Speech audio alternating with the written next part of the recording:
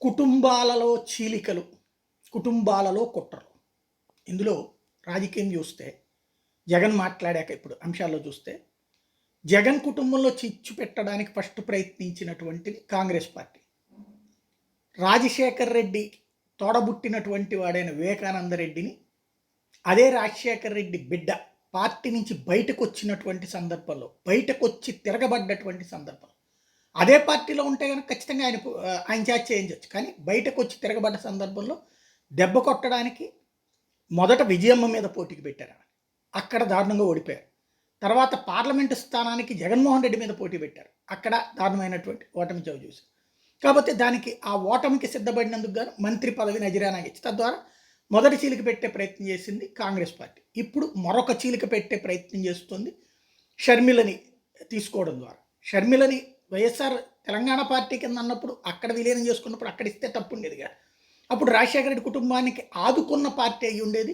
గతంలో జరిగిన లోపాలు సరి చేసుకున్నటువంటి పార్టీ ఉండేది. అలా కాకుండా ఆమెను ఆంధ్రాకి పంపించడం ద్వారా కుటుంబంలో చీలికకి ప్రయత్నమే అన్నటువంటి. వాస్తవంగా ఈ మొత్తం వ్యవహారానికి చంద్రబాబుకి లింకప్ ఉంటుందంటే రాజశేఖర రెడ్డి కుటుంబాన్ని వీధికి లాగే ప్రయత్నం చేసింది. కానీ రాజశేఖర రెడ్డి కుటుంబాన్ని ఆ రోజున కోర్టు కేసుల్లో ఇరికించి తన మిత్రుడు అని చెప్తూ కోర్టు కేసుల్లో ఇరికిచ్చి జగన్మోహన్ రెడ్డి జైలుకి వెళ్ళడానికి కారణమైంది. అట్లాగే కాంగ్రెస్ పార్టీతో జట్టు కట్టి ఈ వ్యవహారం అంతా నడిపించింది ఆ రోజున చంద్రబాబు నాయుడు.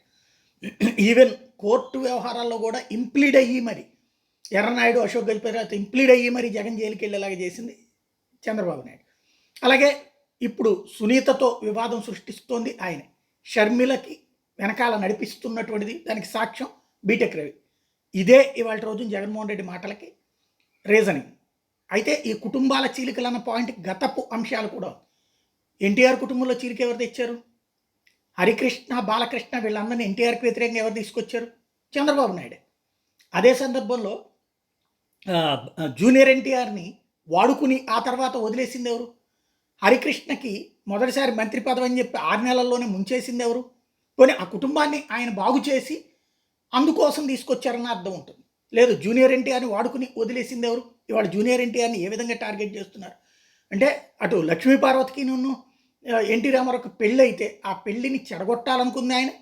పెళ్ళి అయిన తర్వాత చెడగొట్టింది ఆయనే. చెడగొట్టే ప్రయత్నం చేసినా కూడా వాళ్ళిద్దరు ఉన్నందుకు గాను ఆ తర్వాత ఎన్టీఆర్కి సంబంధించినటువంటి టోటల్గా కుటుంబాల చిచ్చు అన్నది జగన్మోహన్ రెడ్డి మాట్లాడడానికి ప్రధానమైనటువంటి రీజన్ అదే అవుతుంది.